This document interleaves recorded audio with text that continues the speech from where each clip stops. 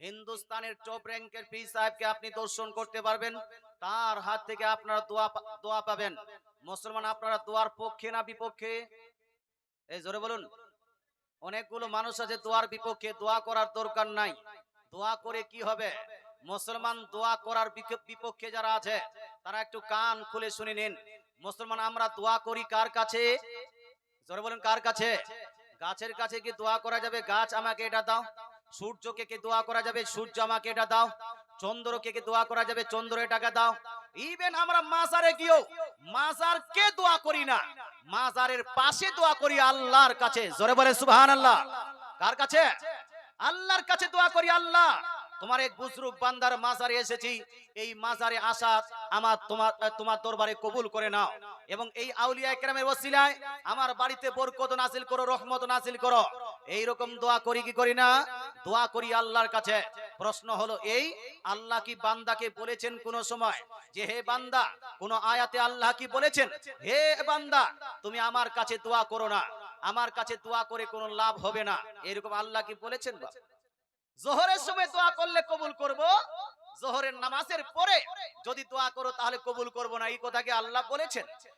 নামাজের ভিতরে দোয়া করলে কবুল করে নিব, নামাজের বাহিরে তুই দোয়া করো তাহলে তোমার দোয়া কবুল করব না, এই কথা আল্লাহ বলেননি। একা একা দোয়া করলে কবুল করে নিব, একসঙ্গে দলবদ্ধভাবে দোয়া করলে আমি কবুল করব না, এই কথা আল্লাহর নয়। বরং আল্লাহ তাআলা ইরশাদ করেন সূরা মুমিন আয়াত নাম্বার 60 নাম্বার আয়াতে, উদউনি আস্তাজিব লাকুম। আল্লাহ তাআলা বলছেন, হে আমার বান্দা বান্দিরা, তোমরা আমার কাছে সর্বদা দোয়া করতেই থাকো, আমি তোমাদের দোয়াকে গ্রহণ করতেই থাকবো। জোরে বলেন সুবহানাল্লাহ। যে মহান রব্বুল আলামিনের কাছে আমরা দোয়া করি, সেই মহান রব্বুল আলামিন আমাদেরকে দোয়া করতে থাকতেই বলেছেন। সুতরাং যে কোনো টাইমে আপনার সুবিধা হবে আপনি আল্লাহর কাছে দোয়া করবেন, কবুল আল্লাহ তাআলা করে নেবেন। তাই আমার পরে পরে যে হুজুর আসছেন, সেই হুজুরের আপনার হাত দিয়ে দোয়া করিয়ে নিব আমাদের বাড়ির জন্য। মুসলমান, আমি আজকে বক্তৃতার মেন টপিক রেখেছিলাম তো আপনার শাবে বারাতের ফজিলত। যেই মাসটা আমরা অতিবাহিত করছি, আরবিক হিসাবে এই মাসটাকে বলা হয় শাবান মাস। কোন মাস? শাবান মাস। এরপরে আসছে কি? রমজানুল মুবারক মাস। আম্মা জান আয়েশা সিদ্দিকা রাদিয়াল্লাহু তাআলা আনহা বলেন এবং সাহাবায়ে কেরাম বলেন, নবীজি সাল্লাল্লাহু তাআলা আলাইহি ওয়াসাল্লাম রমজানের পরে পরে যেই মাসে সব থেকে বেশি রোজা রাখতেন, সেই মাসটা হলো শাবান মাস। জোরে বলেন সুবহানাল্লাহ। এই শাবান মাসে সুন্নিরা কিছু কাজ করে, সুন্নিরা একটা দিন, কমসে কম একটি রাত, এক দিনকে পালন করে। সেই দিনটাকে আমরা বলি শাবে বারাত। কি বলি আমরা? শাবে বারাত। শাবে বারাতের অর্থ কি? শাবে বারাতের অর্থ অনেকগুলো মানুষ বলে ভাগ্য রজনী। কি বলে? ভাগ্য রজনী। শাবে বারাতের অর্থ ভাগ্য রজনী নয় বাপ, ভাগ্য রজনী শাবে বারাতের অর্থ নয়। কি মানে তাহলে? শাব মানে হলো রাত্রি, শাব মানে রাত্রি, আর বারাত মানে হলো পরিত্রাণ। বারাত মানে কি? পরিত্রাণ। তো শাবে বারাতের অর্থটা কি? পরিত্রাণের রাত্রি। মুসলমান, এই রাতে আমরা ইবাদত করি, কেউ নামাজ পড়ি, কেউ ফাতিহা করি, কেউ দরুদ ও সালাম পাঠ করি, কেউ কোরআন তেলাওয়াত করি, আর দিনে আমরা রোজা পালন করি। কেউ একটা রোজা রাখে, কেউ দুইটা রোজা রাখে, আবার কেউ তিনটে রোজা রাখে। মুর্শিদাবাদ এবং বর্ধমানের কিছু বক্তা বার হয়েছে যারা বলছে শাবে বারাতকে কেন্দ্র করে কেউ যদি রোজা রাখে তাহলে এই ব্যক্তি জাহান্নামে যাবে। শাবে বারাতকে কেন্দ্র করে কোন ব্যক্তি যদি হালুয়া রুটি করে তাহলে এই ব্যক্তি জাহান্নামে যাবে। শাবে বারাতকে কেন্দ্র করে কেউ যদি নামাজ আদায় করে এই ব্যক্তি জাহান্নামে যাবে। এই রকম বক্তা বলছে। জোরে বলেন নাউজুবিল্লাহ। জোরে বলেন না নাউজুবিল্লাহ। মুসলমান, আমাদের ধারণা এটা নয়। হে মুসলমান, একবার দরুদ শরীফ পড়ুন, আল্লাহুম্মা।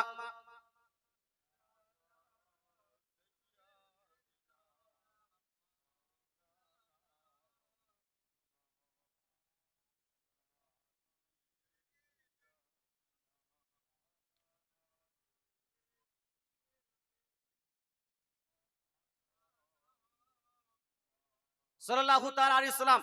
আপনি হয়তো ভাববেন হুজুর এত বড় কেউ কি কথা বলতে পারে যে শবে বরাতের রোজা রাখলে জাহান্নামে যাবে, হালুয়া রুটি করলে জাহান্নামে যাবে, নামাজ পড়লে জাহান্নামে যাবে? এই কথা কি কেউ বলতে পারে? আপনাকে একটা, এই যে আপনার 5-6 সেকেন্ডে যেন একটা ওয়াজ শোনাচ্ছি, একটু শুনুন। আপনাকে চ্যালেঞ্জ করে বললাম, 15 শাবানে যারা রোজা রাখবে এইটার কারণেই তাদের জাহান্নাম। 15 শাবানে যদি কেউ হালুয়া রুটি করে, 15 শাবানে উদ্দেশ্য করেই যদি কেউ 100 রাকাত নামাজ যদি এক রাতে পড়ে, তার জাহান্নামে যাওয়ার জন্য নবীর কথা অনুযায়ী এটাই যথেষ্ট। জোরে বলেন না নাউজুবিল্লাহ। বললো কি বললো না বাপ? 15 শাবানে, শাবান মাসের 15 তারিখে কেউ যদি নামাজ পড়ে তাহলে এটার জন্য জাহান্নামে যাবে। হালুয়া রুটি করলে ও যাবে জাহান্নামে, রোজা রাখলে ও যাবে জাহান্নামে। এর আপনার কথা ভাষা শুনে বোঝা যাচ্ছে যে জাহান্নামটা ওর বাপ বানিয়েছে আর ওকে যেন খাজাঞ্চি বানিয়ে দিয়েছে। মুসলমান, আপনাকে বলতে চাই, জাহান্নামে যাবে কে? যেই ব্যক্তিরা রোজা রেখেছে তারা যাবে, না যারা এই রোজা রাখাকে বিদআত শিরক নাজায়েজ হারাম বলে এরা জাহান্নামে যাবে? এই প্রসঙ্গে আলোচনা করার আগে আমরা দুই একটা হাদিস আগে শ্রবণ করি, নাকি ভাই? শুনতে রাজি আছেন তো? যারা যারা শুনতে রাজি আছেন হাত তুলে বলুন তো ইয়া রাসূলুল্লাহ, মাশাআল্লাহ, সুবহানাল্লাহ।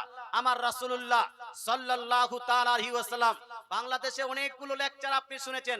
মুর্শিদাবাদের জলঙ্গির দিকে একজন বক্তা আছে, এ বলছে শবে বরাতের কোনো অস্তিত্বই নাই। শাবান মাসের শবে বরাতের কোনো অস্তিত্বই নাই। অস্তিত্ব আছে কিনা এই প্রসঙ্গে একটি হাদিস, সিহাহ সিত্তার উল্লেখযোগ্য হাদিসের কিতাব, সিহাহ সিত্তার উল্লেখযোগ্য হাদিসের কিতাব সুনান ইবনে মাজাহ, জিল নাম্বার 1, হাদিস নাম্বার 1453, 1454, অর্থাৎ 1453, 1454 ইন্টারন্যাশনাল রেফারেন্স। মুসলমান এই হাদিসের মধ্যে আল্লাহ তাআলা রাসূল সাল্লাল্লাহু তাআলা সাল্লামের হাদিস উল্লেখ করা হয়েছে এইভাবে, আন আবি মুসা আল আশআরি, আবু মুসা আশআরি রাদিয়াল্লাহু তাআলা থেকে বর্ণিত হাদিস। উনি বলছেন, ক্বালা ক্বালা রাসূলুল্লাহ সাল্লাল্লাহু তাআলা আলাইহি ওয়াসাল্লাম, আল্লাহ তাআলা রাসূল সাল্লাল্লাহু তাআলা আলাইহি ওয়াসাল্লাম ইরশাদ করেছেন, ইন্নাল্লাহা লা ইয়াত্তালিউ ফি লাইলাতিন নিসফি মিন শাবান, নিশ্চয়ই আল্লাহ তাআলা শাবান মাসের 15 তারিখের রাত্রিতে বান্দাদের প্রতি বিশেষ রহমতের দৃষ্টিপাত করেন। জোরে বলেন সুবহানাল্লাহ। বিশেষ রহমত অবতীর্ণ করেন। ফায়াগফিরু লিজামিই খালকিহি, আল্লাহ তাআলা এই রাত্রিতে তার সমস্ত বান্দাদেরকে ক্ষমা করেন, ইল্লা লিমুশরিকিন আও মুসাহিন, কিন্তু দুইটি বান্দাকে ক্ষমা করেন না। দুইটি বান্দা ব্যতীত, দুই প্রকারের মানুষ ব্যতীত সমস্ত মানুষকে আল্লাহ তাআলা maaf করে দেন। জোরে বলেন সুবহানাল্লাহ। এই মুসলমানের হাদিসটি হলো সহিহ। নাসিরউদ্দিন আলবানী পর্যন্ত সহিহ বলেছে, আব্দুল্লাহ মুবারকপুরিও সহিহ বলেছে। আহলে হাদিসদের যত বড় বড় মুহাদ্দিস আছে সবাই হাদিসটিকে বড় বড় ইমামগণ সহিহ বলেছেন। মুসলমান এই হাদিস থেকে স্পষ্ট ভাষায় কয়েকটি জিনিস প্রমাণ হয়। এক, আল্লাহ তাআলা শাবান মাসের 15 তারিখের রাত্রিতে বিশেষ রহমতের নজুল বান্দাদের প্রতি করেন। সরে বলে সুবহানাল্লাহ। আচ্ছা, এই রাতটা যদি স্পেশালিটি না থাকতো, গুরুত্ব যদি না থাকতো, তাহলে এই হাদিসটা পাওয়া যেত ভাই? কথা বলেন না, পাওয়া যেত? দুই, আল্লাহ তাআলা এই রাতের ফজিলতে দুই প্রকারের মানুষ ব্যতীত সবাইকে ক্ষমা করে দেন। কত কোন কোন প্রকার, কোন কোন মানুষ? আল্লাহ নবী বলছেন, ইল্লা লিল মুশরিকিন, যেই ব্যক্তিরা শিরক করবে তাকে আল্লাহ maaf করবে না। ওয়া মুসাহিন, আর যেই ব্যক্তির মধ্যে হিংসা থাকবে, হিংসুক ব্যক্তিকে আল্লাহ তাআলা maaf করবেন না।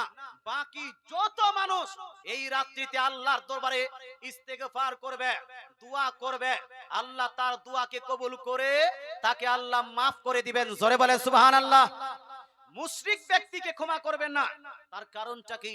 তার কারণটা হলো সূরা নিসা আয়াত নাম্বার 89 এর মধ্যে আল্লাহ তাআলা স্পষ্ট ভাষায় ইরশাদ করেছেন, ইন্নাল্লাহা লা ইয়াগফিরু আন ইউশরাকা বিহি ওয়া ইয়াগফিরু মা দুনা যালিকা লিমান ইয়াশা, নিশ্চয়ই আল্লাহ তাআলা শিরককারীর গুনাহ কোনদিন maaf করেন না।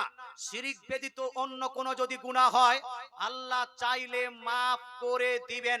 পৃথিবীর মধ্যে মানুষের সবথেকে বড় গুনাহ হলো শিরক করার গুনাহ। এই জন্য আল্লাহ তাআলা শিরককারীকে maaf করবেন, জোরে না করবেন। মৌলবি যদি মৌলবিকে দেখে হিংসা করে, মুফতি যদি মুফতিকে দেখে হিংসা করে, হিংসাত্মক ভাবে যদি কোনো ফতোয়া লাগায়, পাবলিক যদি পাবলিককে দেখে হিংসা করে, দুই যা মিলে এক অপরের প্রতি হিংসা, শাশুড়ি এবং বহুর মধ্যে হিংসা, মা বেটির মধ্যেও হিংসা থাকতে পারে, ভাই ভাইয়ের মধ্যে হিংসা থাকতে পারে, বাপ বেটার মধ্যে হিংসা থাকতে পারে, শিক্ষক শিক্ষকের মধ্যে হিংসা থাকতে পারে, পাবলিক পাবলিকের মধ্যে হিংসা থাকতে পারে। শবে বারাতে যদি কারো মধ্যে হিংসা থাকে, আল্লাহ তাকে মাফ করবেন করবেন না। আপনার সুনান ইবনে মাজার মধ্যে দুই প্রকারের মানুষ আছেন, আর আত-তারগীব ও তারহিবের মধ্যে রাসূলুল্লাহ 5 প্রকার আরো 3টা মানুষকে জয়েন করেছেন। কি? আকিল লিওয়ালিদাইহি, 3 যারা বাপ মায়ের অবাধ্য সন্তান, বাপ মাকে দেখে না, বাপ মাকে মানে না, বাপ মার নাফরমানি করে, আল্লাহ তাআলা শবে বারাতে তাকেও মাফ করবেন, তাকেও মাফ করবেন না। বাপ মার যদি নাফরমান হয়, তাকেও আল্লাহ তাআলা মাফ করবেন না। 4 আল্লাহ তাআলা রাসূল বলছেন, আও মুদমিনুল খামার, যারা মদ্যপায়ী ব্যক্তি, মদ পানে অভ্যস্ত ব্যক্তি, এই ব্যক্তিকেও আল্লাহ মাফ করবেন না। আমাদের মুসলমান যুবকদের মধ্যে মদ পানকারী আছে না নাই? এই আছে কি নাই? যারা যারা মদ পান করেন, আপনাকে বলছি অতি সত্তর মদ থেকে তওবা করে নেন। আপনার রাসূল, আমার রাসূল, দয়ার নবী মায়ানবী ইরশাদ করেন, লা তাশরাবিল খামার ফা ইন্নাহা মিফতাহু কুল্লি শার। রাসূলুল্লাহ বলছেন, হে আমার উম্মত উম্মতিরা, তোমরা কোনোদিন মদ পান করবে না, শরাব পান করবে না, কারণ শরাব পান করাটা প্রত্যেক গুনাহের জোড়, প্রত্যেক গুনাহের স্টার্টিং শরাব পান করা থেকে হয়। শবে বারাতের আগে আগে আপনি শরাব পান থেকে নিজেকে সরিয়ে রাখবেন। আর 5 নাম্বার ব্যক্তি কি? কাতিউর রহম, অর্থাৎ যদি কোনো ব্যক্তি সম্পর্ক ছিন্ন করে, সম্পর্ক ছিন্ন করা মানে কি? একজন মা দিয়েছেন 500 টাকা, সম্পর্ক ছিন্ন করা মানে কি? সম্পর্ক ছিন্ন করা মানে হলো এই, প্রেমের জ্বালায় কোন ছেলের সঙ্গে প্রেম করেছে, প্রেমের জ্বালায় বাপ মাকে পরিত্যাগ করে ছেলেটার সঙ্গে পালিয়ে গেছে, এটা সম্পর্ক, বাপ মায়ের সম্পর্ককে ছিন্ন করা। মুসলমান কোন মেয়ের প্রেমে পড়ে বাপ মাকে বাদ দিয়ে, সমাজকে বাদ দিয়ে মেয়েটাকে রাতারাতি নিয়ে পালিয়ে গেল, বাপ মায়ের দরকার নাই, এইটা হলো সম্পর্ক ছিন্ন করা। জায়ের মধ্যে ঝগড়া করে এক অপরের মধ্যে কথা হচ্ছে না, এটা হলো সম্পর্ক বিচ্ছিন্ন করা। অল্প একটু কথাতে নিজের স্ত্রীকে তালাক দিয়ে দেওয়া, এটা হলো সম্পর্ককে বিচ্ছিন্ন করা। বাপের সঙ্গে ঝামেলা করে নিজেকে জুদা করে নেওয়া, এটা হলো সম্পর্ককে বিচ্ছিন্ন করা।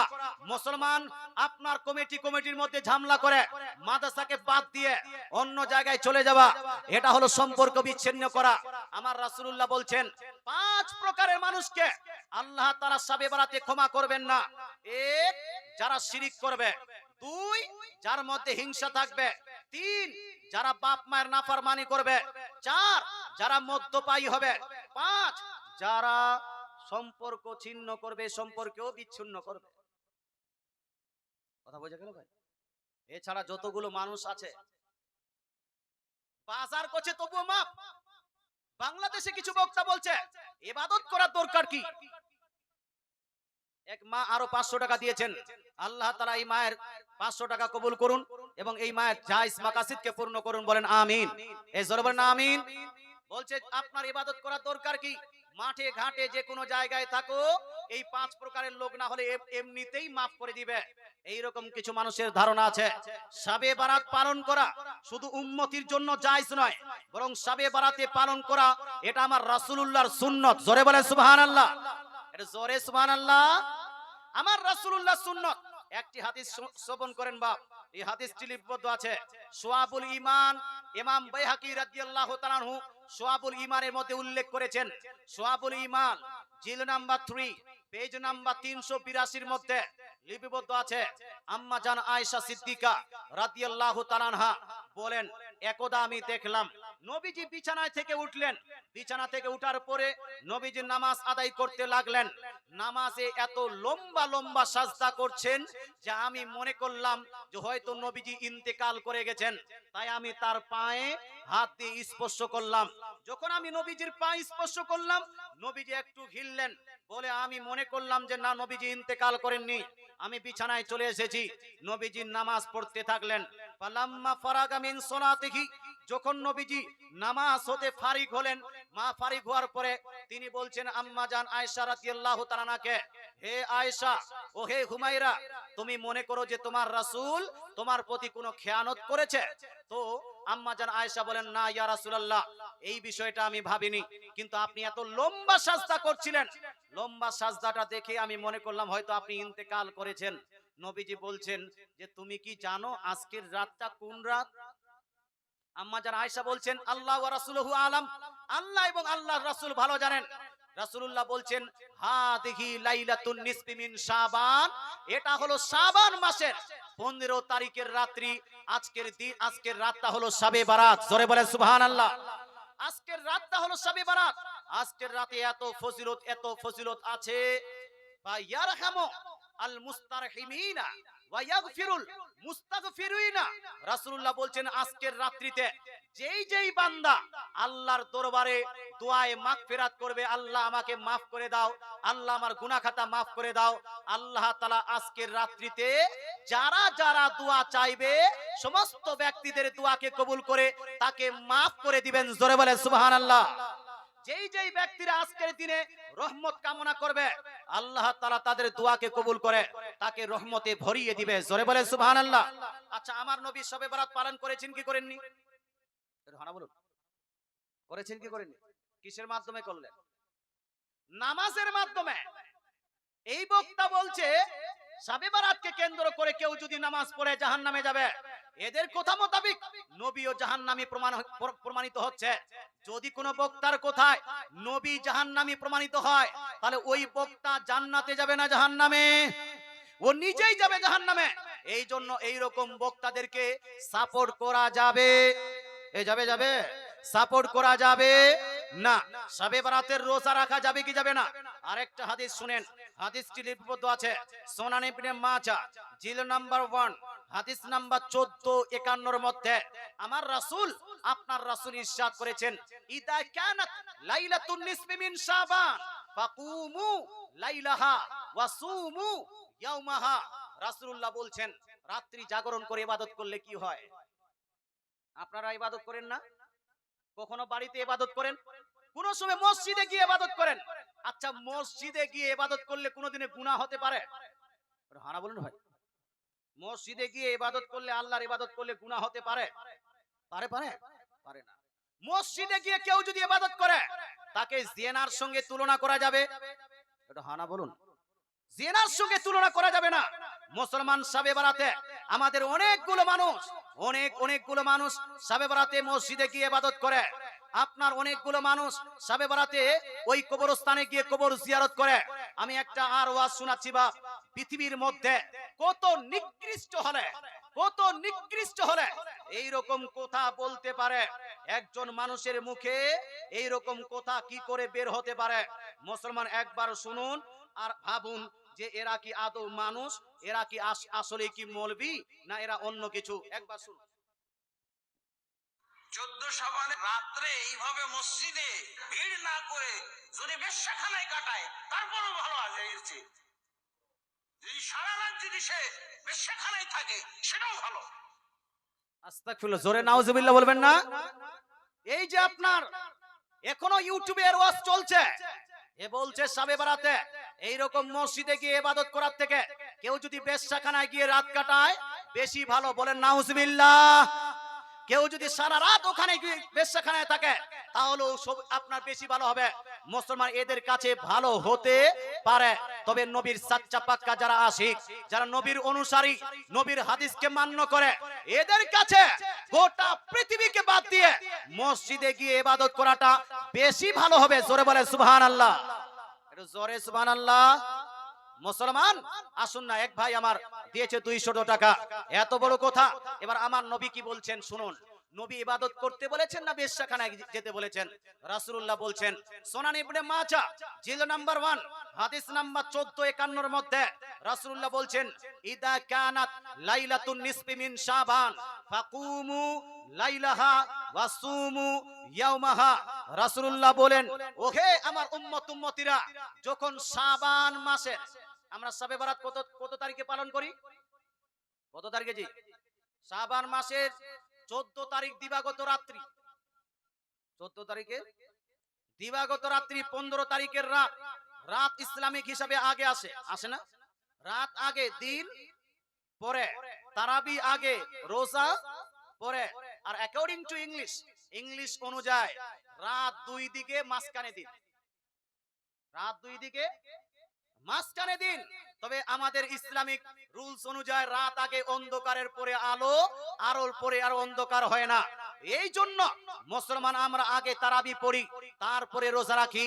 আল্লাহ তাআলা রাসূল ইরশাদ করেন ইদা কানাত লাইলাতুন নিসফি মিন শাবান, ওহে আমার উম্মতিরা, যখন শাবান মাসের 14 দিবাগত রাত্রি আসবে, 15 তারিখের রাত আসবে, ফাকুমু লাইলাহা, ওই রাত্রিতে তোমরা জাগরণ করে আল্লাহর ইবাদত করো। জোরে বলেন সুবহানাল্লাহ। কি করতে হবে? জোরে বলেন না, কি করতে হবে? আল্লাহর ইবাদত করতে হবে। 14 দিবাগত রাত্রিতে আল্লাহর ইবাদত করতে হবে। কোথায়?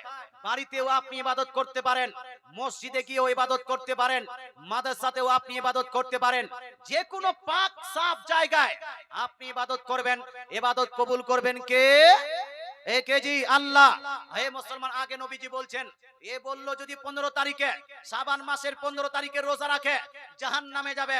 আমার নবী আপনার নবী ইরশাদ করেন ওয়াসুমু ইয়াউমাহা, শুধু রাত্রিতে জাগরণ করে ইবাদত নয়, বরং এই 14 তারিখের পরের দিনটা যেটা আসবে 15 তারিখের দিন, এই 15 তারিখের দিনে তোমরা রোজা পালন করো। জোরে বলেন সুবহানাল্লাহ। আচ্ছা বলেন তো ভাই, নবী বলছেন রোজা রাখো, নবী বলছেন রাত্রি জাগরণ করে তোমরা নামাজ ইবাদত করো। মুসলমান নবী একদিকে, গোটা দুনিয়ার মাস্টার ডাক্তার, গোটা দুনিয়ার মৌলভী মুন্সি, গোটা দুনিয়ার আহলে হাদিসরা যদি একদিকে কথা বলে, আমার রাসূলুল্লাহ যদি আরেক দিকে কথা বলেন, তাহলে আমরা কোন দিকে যাব? রাসূলের দিকে না এই মৌলভী মুন্সির দিকে? আমাদের স্লোগান হবে দয়ার নবী যেই দিকে, আমরা আছি কোরআন হাদিস যেই দিকে, সুন্নি মুসলমান সেই দিকে। সুতরাং এই রকম কোন মৌলবীকে মান্য করা যাবে না, যারা মানুষকে জাহান্নামের দিকে অগ্রসর করায়, যারা মানুষকে বেশ্যাখানার দিকে নিয়ে যেতে চায়, তাদের সঙ্গে যারা উঠা বসা করে, এদেরকে আমরা সাপোর্ট করি না। একজন বাপজি দিয়েছেন মা বাবার নামে 1000 টাকা দিয়েছেন, আল্লাহ দানকে কবুল করুন, বলেন আমিন। হে মুসলমান, ওই রাত্রিতে আর কি করতে হবে? কি করতে হবে? এই যে হাদিসটা পড়ছিলাম সুনান ইবনে মাজাহ জিলদ নাম্বার 1 হাদিস নাম্বার 1451 এর মধ্যে আল্লাহ তাআলা রাসূল ইরশাদ করেন রাত্রি জাগরণ করে ইবাদত করবে। কেন? ফা ইন্নাল্লাহা ইয়ানজিলু ফিহা লিগুরুবিশ শামসি। আল্লাহ তাআলা রাসূল বলেন যে সেই রাত্রিতে এই জন্য ইবাদত করবে কারণ আল্লাহ তাআলা সেই রাত্রিতে মাগরিবের পরে পরেই প্রথম আকাশে নজুল করেন, অর্থাৎ রহমত নজুল করেন। রহমত নাযিল করার পরে আল্লাহ তাআলা সেই শাবে বারাতে, অর্থাৎ বারাতের রাত্রিতে বান্দাদেরকে সম্বোধন করে বলেন আলা মিন মুস্তাগফিরিন ফা আগফিরা লাহু, আলা মুস্তারজিকুন ফা আরযুকাহু। আল্লাহ তাআলা সেই রাত্রিতে বান্দাদের সম্বোধন করে বলেন, আছো কোন এমন বান্দা যেই বান্দা আজকের রাত্রিতে আমার কাছে দোয়ায় মাগফিরাত করবে, আমি তার দোয়াকে কবুল করে তাকে আমি মাফ করে দিব। জোরে বলেন সুবহানাল্লাহ। আল্লাহ তাআলা বলছেন আলা মুস্তারজিকুন ফা আরযুকাহু, হে আছো কোন এমন বান্দা যেই বান্দা আজকের রাত্রিতে আমার কাছে রিজিকের প্রার্থনা করবে, উত্তম রিজিক চাইবে। আজকের রাত্রিতে কেউ যদি উত্তম রিজিক চায়, আল্লাহ বলেন তাকে আমি উত্তম রিজিক আতা করব, দান করে দিব। আলা মুফতারান ফি ওয়াফিয়াহু আজকের রাত্রিতে কোন ব্যক্তি যদি মুসিবতে গ্রেফতার থাকে, বালা মুসিবতে পতিত থাকে, সেই বালা মুসিবতে থাকা ব্যক্তি যদি আমার কাছে দোয়া করে তার বালা মুসিবতকে সরিয়ে দিয়ে তাকে আমি বালা মুসিবত মুক্ত করে দিব। আলা কাজা আলা কাজা, এইভাবে আল্লাহ তাআলা গোটা রাত বান্দাদেরকে ডাকতে থাকেন, বান্দাদেরকে সম্বোধন করতে থাকেন, হাত্তা ইয়াতুলু আল ফজর, ফজর তুলু হওয়া পর্যন্ত। ফজরের নামাজ স্টার্ট হওয়ার পরও মুসলমান বলুন তো, তাহলে আল্লাহ তাআলা এই রাতে ইবাদতকারীকে পছন্দ করেন কি করেন না? এই করেন কি করেন না? কিন্তু আপনি ইবাদত করলেন না, নামাজও আদায় করলেন না, তাসবিহ পড়লেন না, কোরআন তেলাওয়াত করলেন না, আর শুধু হালুয়া নিয়ে টানাটানি করলে চলবে? হানা বলুন না। নামাজের বেলা মহিলারা পড়বে, রোজাকে রাখবে মহিলারা রাখবে, কোরআন তেলাওয়াত করে মহিলারা তেলাওয়াত করবে, সারা দিন বাড়িতে কাজ করবে কে? মহিলারা। আর আপনি বাজারে গিয়ে খালি আড্ডা করবেন, বাজারে গিয়ে লুডু খেলবেন, বাড়িতে বাজারে গিয়ে ক্যারাম বোর্ড খেলবেন, বাজারে গিয়ে নেতাগিরি করবেন, আর বাড়িতে এসে মুগরুবের টাইমে এসে বলবেন মন্টুর মা হালুয়া হয়েছে কি হয়নি? মুসলমান মন্টুর মা বলছেন না এখনো হয়নি। হ্যাঁ, ঝন্টুর মায়ের হালুয়া হয়ে গেছে, পিন্টুর মায়ের হালুয়া হয়ে গেছে, তুমি করছিলে কি? এখন পর্যন্ত তোমার হালুয়া হয়নি। দুই থাপ্পড় মেরে দিল স্ত্রীর গায়ে, তারপরে স্ত্রী গোটা দিন আপনার রোজা রেখেছে, দুই থাপ্পড় খেয়ে দুইটা কথা বলে দিয়েছে স্বামীর উপর, বলছে তোকে আর রাখবই না, তালাক দিয়ে বসে আছে। এইরকম লোক আছে না নাই? এগুলোর তার ছুটলো, তার কাটা কিছু মুফতি বার হয়েছে, এইরকম তার কাটা কিছু পাবলিকও বার হয়েছে, তার কাটা কিছু মৌলবী আছে। মুসলমান আপনাকে বলতে চাই, খবরদার, হুঁশিয়ার। গোটা দিন যেই মাটা, যেই স্ত্রীটা বাড়িতে মেহনত করলো, তার গায়ে আপনি হাত তুললেন কেন? তাকে আপনি গালি দিলেন কেন? নিজের স্ত্রীকে মিন্টুর বহুর সঙ্গে, পিন্টুর বহুর সঙ্গে তুলনা করলেন কেন? মুসলমান আপনারও উচিত ছিল যেভাবে আপনার স্ত্রী রোজা রেখেছে আপনিও রোজা রাখবেন, যেভাবে আপনার স্ত্রী আপনার রান্না বান্না করেছে সেই রান্নাতে আপনিও সাহায্য করবেন, যেভাবে আপনার স্ত্রী আপনার ইফতারের জন্য প্রিপারেশন করছে আপনিও ইফতারের জন্য প্রিপারেশন করবেন, যেইভাবে আপনার স্ত্রী রাত্রিতে ইবাদত করবে সেভাবে আপনাকেও ইবাদত করতে হবে। আমাদের এলাকায় হয় কি, মহিলারা বেশি করে। এদিকে কে বেশি করে বাপ? মহিলা না পুরুষ? পুরুষরা, মহিলারা। মহিলারা বেশি ইবাদত করবে আর পুরুষের দাদাগিরি বেশি, আছে কি নাই? হ্যাঁ, মুসলমান শবে বরাতের মানে এটা নয় যে হালুয়া রুটি করে খালি টানাটানি করতে হবে, হালুয়া রুটি খালি খেতে হবে, বরং শবে বরাতের অর্থ হলো রাত্রি জাগরণ করে আপনি আল্লাহর ইবাদত করবেন। যেভাবে ইবাদত করুন ইবাদতটা হয়ে যাবে। আপনি যদি চান কোরআন তেলাওয়াত করব, একজন বাবু দিয়েছে 100 টাকা আর একজন বাবু দিয়েছে 100 টাকা, আল্লাহ তাআলা দানকে কবুল করুন, বলেন আমিন। আপনি যদি চান রাত্রিতে আমি কোরআন তেলাওয়াত করব, করতে পারবেন, দরুদ সালাম পড়ব, পড়তে পারেন। রাত্রিতে আমি ফরজ নামাজ আদায় করার পরে নফল নামাজ বেশি বেশি করে ইবাদত আদায় করব, করতে পারবেন। কত রাকাত নামাজ? এই মা বোনেরা অনেক জিজ্ঞেস করে কত রাকাত পড়বো হুজুর, আর কোন কোন পদ্ধতিতে পড়বো হুজুর? আমি একটা গোটা বই লিপিবদ্ধ করে দিয়েছি শবে বরাত প্রসঙ্গে।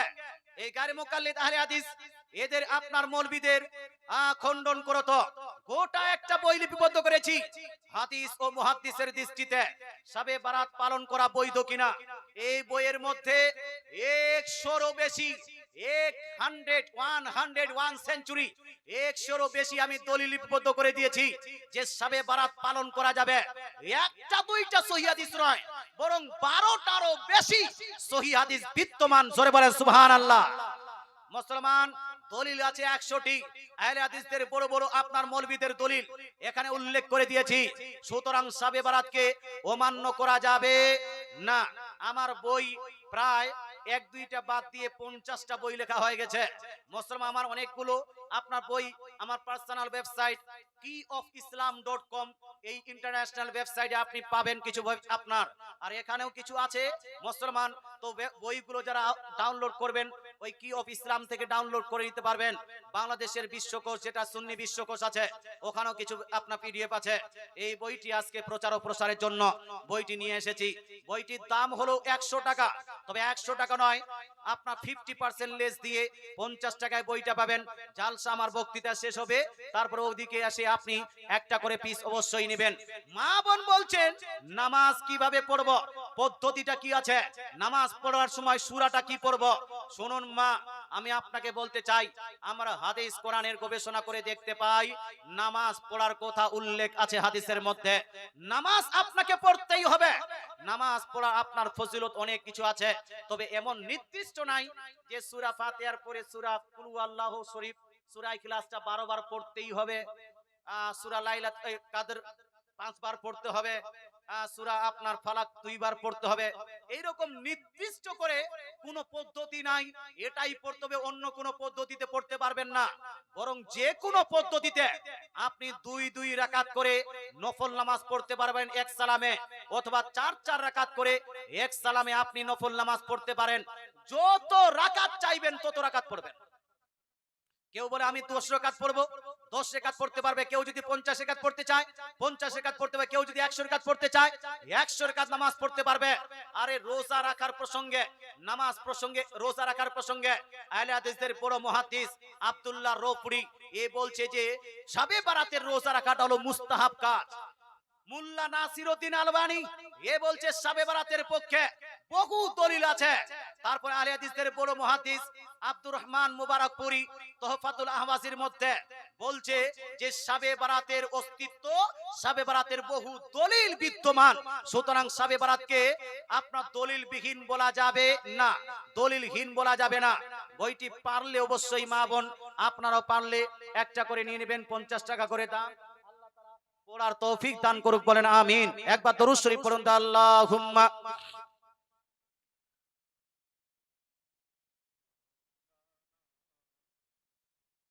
ওয়া আলা আলি সাইয়্যিদিনা সাল্লাল্লাহু তাআলা আলাইহি সাল্লাম। আচ্ছা, হালুয়া নিয়ে টানাটানি করা যাবে না, তবে হালুয়া খাওয়া যাবে কি যাবে না? খাওয়া যাবে কি যাবে না? হ্যাঁ, কিছু মানুষ বলছে হারাম। আরে তোমার হারাম বলার কারণে কোন জিনিস হারাম হয়ে যাবে? কারো হারাম বলার কারণে হারাম হয়ে যাবে না মুসলমান। শবে বারাতে কেউ যদি হালুয়া তৈরি করতে চায়, হালুয়া খেতে চায়, ক্ষীর চাইলে ক্ষীর খেতে পারবেন, ভাত আপনার খেতে চাইলে ভাত খেতে পারবেন, রুটি চাইলে রুটি খেতে পারবেন। কেউ যদি হালুয়া খেতে চায় হালুয়াও খেতে পারবেন। বরং অন্যান্য খাদ্য থেকে হালুয়াটা বেশি ভালো, এই জন্য যে আপনার বুখারী শরীফে একটা দুইটা নয় 6 জায়গায় হাদিসটা আছে। 6টা হাদিস খালি বুখারীতেই আছে, আমি দলিল দিয়ে দিয়েছি বইটার মধ্যে। 6টা হাদিস শুধু বুখারী শরীফে আছে। সিয়াই সিত্তাকে যদি অ্যানালাইসিস করেন, সিয়াই সিত্তার মধ্যে প্রায় 50টা দলিল আছে, 50টা হাদিস আছে।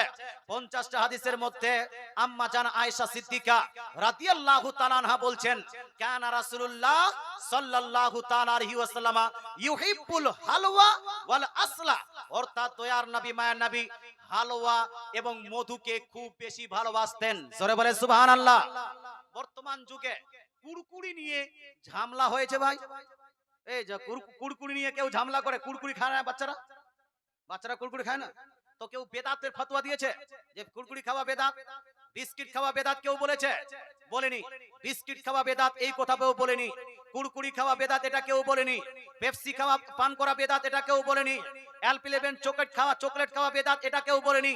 অথচ আপনি যদি হাদিসের অ্যানালাইসিস করেন, কুরকুরি হাদিসে পাবেন না, বিস্কিট হাদিসে পাবেন না, চকলেট হাদিসে পাবেন না, পেপসি কোকা-কোলা আপনি হাদিসে পাবেন না, তারপর অনেকগুলো জুস মুস বার হয়েছে এগুলো হাদিসে পাবেন না, বিরিয়ানি হাদিসে পাবেন না। হাদিসে যদি পান তাহলে হালুয়া এবং মধু পাবেন। জোরে বলেন সুবহানাল্লাহ। এটা জোরে সুবহানাল্লাহ বলেন না। হালুয়া এবং মধু পাবেন।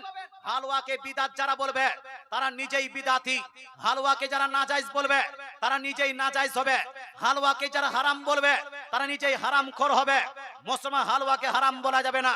তবে হ্যাঁ, আপনি যদি না খেতে চান নাও খেতে পারেন, আপনার ব্যক্তিগত ব্যাপার। আপনাকে জবরদস্তি করে কেউ খাওয়াতে চায় না। মুসলমান আপনাকে বলতে চাই, আল্লাহ তাআলা আমাদের বুঝার তৌফিক দান করুক। হালুয়া বানানো জায়েজ আছে, হালুয়া খাওয়াও জায়েজ আছে, শবে বারাতেও জায়েজ, বিয়ের সময়ও জায়েজ, ওলিমার সময়ও জায়েজ, আজকে হালুয়া বানালেও জায়েজ, কালকে হালুয়া বানালেও জায়েজ, কোনোই সমস্যা নাই। আল্লাহ তাআলা আমাদের আমল করা তৌফিক দান করুক। এবার শবে বারাতে যেই কাজগুলো করা যাবে না, সেই কাজগুলো একটা লিস্ট দিচ্ছি, শুনুন। অনেকগুলো জায়গাতে শবে বারাতকে কেন্দ্র করে মেলা লাগানো হয়। আচ্ছা বলুন তো, শবে বারাতকে কেন্দ্র করে মেলা লাগানো যাবে? এটা হানা বলুন না, বাবা রাগ করছেন? মেলা কি ইসলামিক কাজ? এটা হানা বলুন। জালসাকে কেন্দ্র করে, আমি যখন এই জালসাতে ঢুকলাম, আমার মনে হলো মুর্শিদাবাদের সব থেকে বড় জালসা এটাই। কথা বুঝে গেল? আমার মনে হলো সব থেকে বড় জালসা এটাই। কিন্তু যখন পিন্ডালে আসলাম, পাবলিক এখানকার কমিটি ভালো, পিন্ডালটা অনেক বড় করেছেন, মেহফিলটা অনেক বড় করেছেন, সবার সুবিধার মতো করে দিয়েছেন। কিন্তু এখানকার মানুষ এত নিকৃষ্ট রকম মানুষ, এরা মুসলমান বাজারে ঘোরাফেরা করবে কিন্তু জালসাতে আসবে না, বাজারে বাদাম খাবে জালসাতে বসবে না, বাজারে ওই শালিকে নিয়ে আলোচনা ঘোরাফেরা করবে জালসাতে বসবে না। মুসলমান বাজারকে কেন্দ্র, এই জালসাকে কেন্দ্র করে বাজার চলবে, জালসাকে কেন্দ্র করে বাজার চলবে না, মাজারকে কেন্দ্র করে বাজার চলবে না, শবে বারাতকে কেন্দ্র করে বাজার চলবে না, মুহররমকে কেন্দ্র করে বাজার চলবে না, লাইলাতুল কাদেরকে কেন্দ্র করে বাজার চলবে না।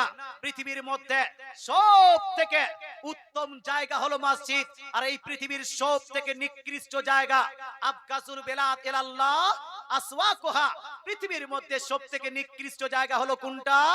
বাজার সমূহ।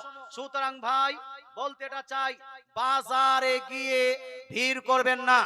এখানকার মানুষের উদ্দেশ্যে বলছি, আজকের প্রথম দিন, আজকে বাজার করলেন, গুনাহটা করলেন, কমসে কম আগামীকাল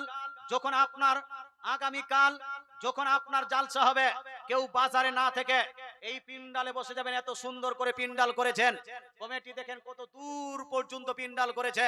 ওই বাজারে না থেকে পিন্ডালে যদি থাকেন তাহলে নেকি হবে, নেকি হবে, নেকি হবে। জোরে বলেন সুবহানাল্লাহ। আর জালসাকে নষ্ট করার জন্য, জালসাকে বরবাদ করার জন্য যদি আপনি বাজারে ঘুরেন তাহলে নেকি হবে না গুনাহ? এই বলুন না, নেকি না গুনাহ? গুনাহ হবে। মুসলমান আপনাকে বলতে চাই, তাই আমি যেটা বলছিলাম, শবে বারাতকে কেন্দ্র করে বাজার লাগানো যাবে না, শবে বারাতকে কেন্দ্র করে পটাকা ফুটানো যাবে না, শবে বারাতকে কেন্দ্র করে বহু জায়গায় দেখা যায় যেখানে সেখানে মোমবাতি জ্বালায়, যেখানে সেখানে কি জ্বালায়? মোমবাতি, আগরবাতি জ্বালাচ্ছে। মুসলমান যেখানে সেখানে ওই হিন্দুদের প্রথাকে অনুসরণ করে, আপনার কালী পূজার সময় জানেন আপনার যেখানে সেখানে লাইট লাগাচ্ছে, এইরকম আপনি যেখানে বাড়ির ছাদে, বাড়ির গাড়ির হুডে, আপনি যে কোনো জায়গাতে যেখানে সেখানে মোমবাতি সাজিয়ে, এটা আপনি করতে পারবেন না। এটা হলো অপচয়। এটা কি অপচয়? ইসরাফ। আর ইসলাম শরীয়তে অপচয় করা এটা হলো নাজায়েজ এবং গুনাহের কাজ। এই জন্য মুসলমান শবে বারাতকে কেন্দ্র করে যেখানে সেখানে লাইটিং করা যাবে না। লাইটিং বলে আজ মোমবাতি জ্বালানো। তবে প্রয়োজন মোতাবেক যদি আপনি লাইটিং করতে চান, প্রয়োজন মোতাবেক আপনি লাইটিং করতে পারেন যেখানে যেখানে প্রয়োজন। শবে বারাতে কবর জিয়ারত করা যাবে কি যাবে না ভাই? যাবে কি যাবে না? শবে বারাতে কবর জিয়ারত করা যাবে। আজকে মানুষ দেখতে চায় না, বাপ মায়ের কবর জিয়ারতে যাও তবু বলছে কবর পূজারি, এই ওলিয়া উলিয়ার মাজার জিয়ারতে যাও বলছে মাজার পূজারি।